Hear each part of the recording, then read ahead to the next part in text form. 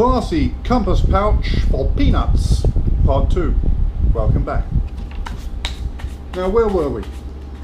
Oh yes, take your dinner fork and mark the leather so you get nice even stitches.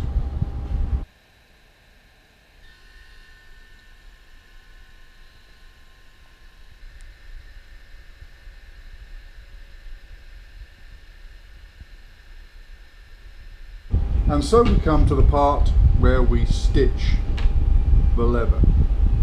Now, leather's tough old stuff. You need to get the right needle. Some folks use a mattress needle. It needs to be a decent needle. There's a number of different ways of doing it. This here is what's called a sailmaker's palm, and it's worn like this.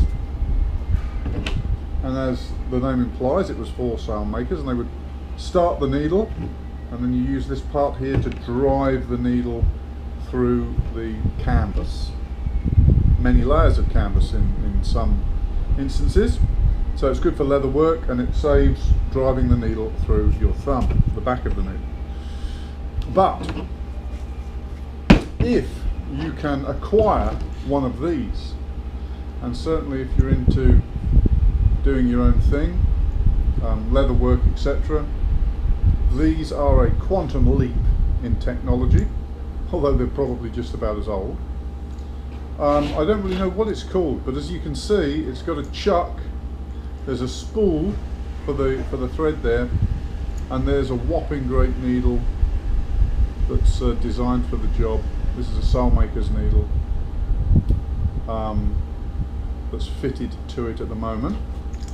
The handle is hollow, which is where you carry a spanner for the chuck, and then your assorted needles, all sorts of different needles there. Now, though I don't know what it's called, I do know who manufactures it, or at least used to. I've had this a few years. So if you're interested in acquiring one, it was made by C.A.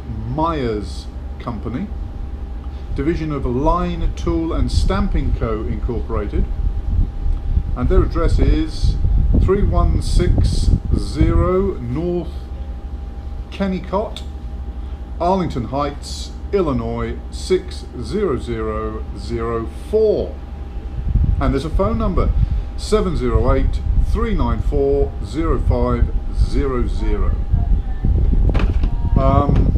I've got to say, having used this, it's a very versatile tool. It comes with instructions to, on how to use it. I've long lost those, but essentially you can see the value of that. It's essentially a needle with a handle on it, so you can drive it through pretty much anything and do your stitching, and that's what I'm going to use to stitch the pouch.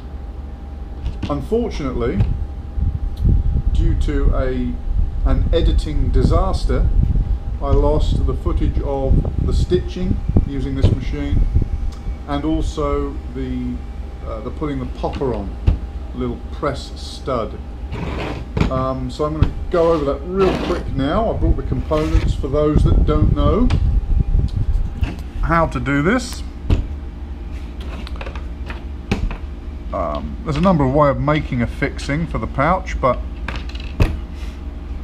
as you can see, the components here are the male component, the female component, the push stud, actually that's this side, and then the backing for that.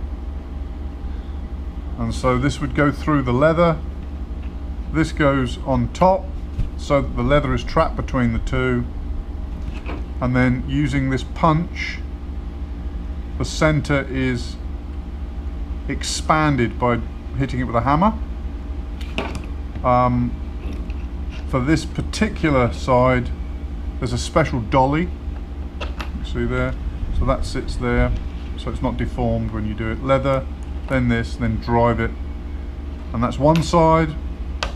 And then the other, you can see there's a special dish in the dolly there to take the round side of the popper, and that sits in there. Then the leather goes on top, and then this would drop on there, And then again, same thing. This has got a kind of a movable barrel on it, so you center it up and then you put the pressure down on the barrel and then drive it. And then what you should end up with is this. You can see the different components there. And of course what I did to fit this one is I left the wooden plug inside the pouch and then put the dolly on top like that, and then did my punching, and it's all good. There are many types of thread you can use. This is sailmaker's twine, or sailmaker's whipping, and this is a red twine that I'm going to use. So here's the stitching, and then after the stitching you trim off the excess leather. Use sandpaper to just smooth off the edges, take the fluffy bits off. I'm using an emery board here.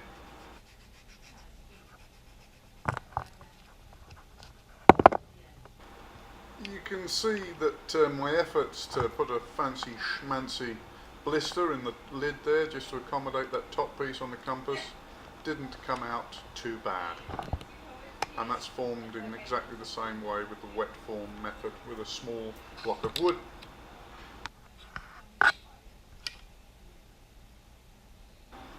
Copious amounts of tan boot polish were applied and worked well into the leather, not forgetting the edges, and then I seared the edges with a cigarette lighter. This takes off the fluffy bits and hardens the edges slightly so that they polish up.